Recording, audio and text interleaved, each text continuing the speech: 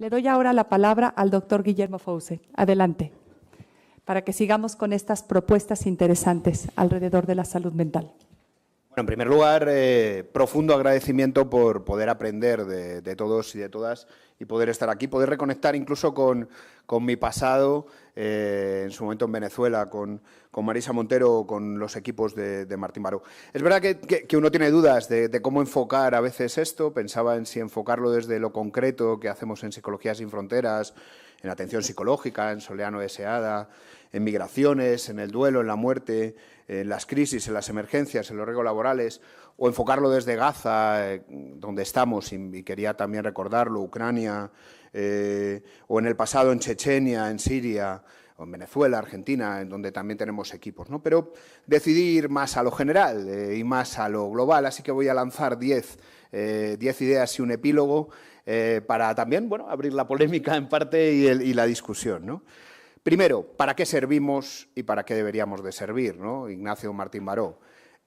¿Servimos para generar indolencia, para que la gente sobrelleve las cosas mejor o para organizarles y cambiar la realidad? Bueno, nosotros nos apuntamos desde Sin Fronteras a justo esto, ¿no? A organizar a la gente para cambiar contextos enfermos. Segundo, querer no es poder. No podemos revictimizar a la gente. Las visiones individualizadoras están llevando a la repatologización y a la revictimización, y creo que hay que romper con esta visión. Tercero, la misma línea que se decía ahora, ¿no? Toda psicología es biología, toda psicología es psicología, valga la redundancia, y toda psicología es social, es contexto. Es relación, y además es mucho más complejo porque es un círculo de relaciones entre todas las cosas. No hay salud sin salud mental, no hay salud sin salud social. Nuestro plan de salud mental en el municipio, paréntesis, lo llamamos, de hecho, ríe cuando puedes, llora cuando lo necesites, que por cierto es una canción de un rapero de Chollín que también usamos con los jóvenes, con la música como mecanismo de comunicación, ¿no? Tercero, son personas normales en circunstancias enfermas, y hay desigualdades de poder, hay amenazas y hay necesidad de acompañar sentidos. Nosotros preferimos hablar de sentido, por ejemplo, en la muerte o en el trauma, en encontrar un sentido antes que de un trastorno de estrés traumático, porque nos encontramos más esa necesidad de encontrar sentido. Y hay, por supuesto, determinantes sociales de la salud y de la salud mental. La pobreza, la vivienda, los servicios y el acceso a los servicios o el trabajo. Cuarto, la resiliencia y la fragilidad tienen que ver con el mundo, con el siglo de la Soleá no deseada. Y es la variable que más explica la resiliencia y que más explica la fragilidad. Y es un problema también que no estemos devolviendo el poder a la persona para recuperar esas relaciones. 5, lo decía el compañero también, la medicalización del sufrimiento.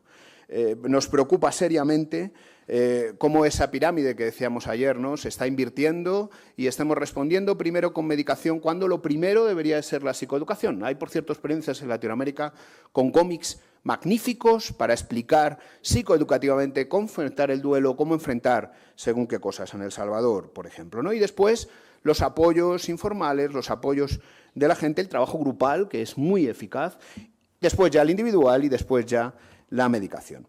6. Nosotros hacemos una psicología comprometida que pone el cuerpo.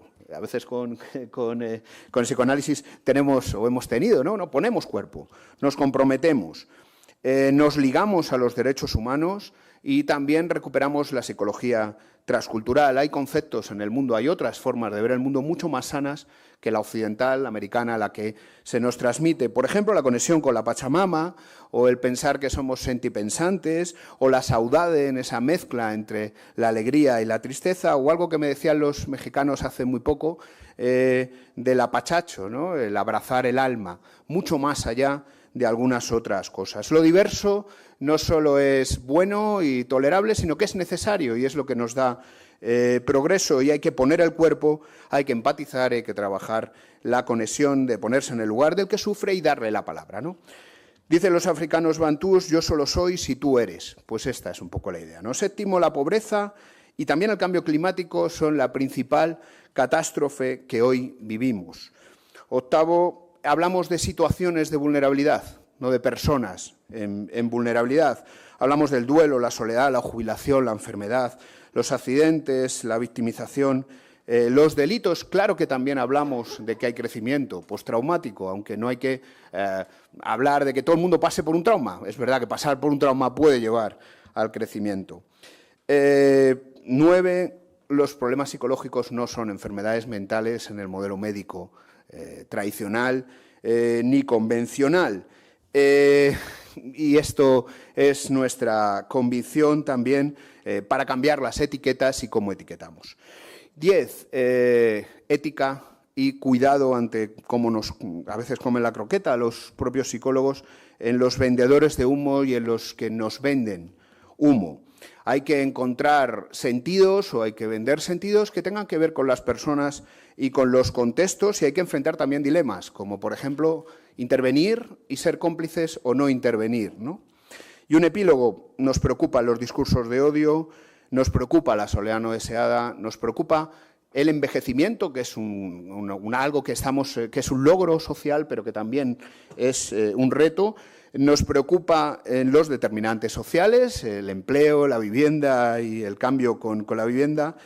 Nos preocupan la precarización de las condiciones de trabajo, construir sociedades de cuidados, los individuos flotantes en estas conexiones sin relaciones. Nos preocupa la pobreza, la indignación sin resignación, la mirada en positivo, pero con ojo de no caer en la revictimización que decía, ¿no? Termino con 2 frases. Decía Luther King: por un lado, es preciso intentar cambiar las almas de los individuos. Por otro, hay que cambiar las sociedades para dar una oportunidad a estos individuos. Y decía Martín Baró: el horizonte último de nuestro quehacer debe ser la liberación de nuestros pueblos, una liberación de la explotación económica, de la miseria social y de la opresión política, pero una liberación, sí, para construir una nueva sociedad basada en la justicia y en la solidaridad. Este es nuestro sueño, el sueño del propio Martin Luther King, de construir un mundo diferente en el que quepan muchos mundos, en el que no haya fronteras y al que también os invitamos modestamente, pues somos una organización pequeñita, a participar, a contribuir, a colaborar y a construir. Muchas gracias.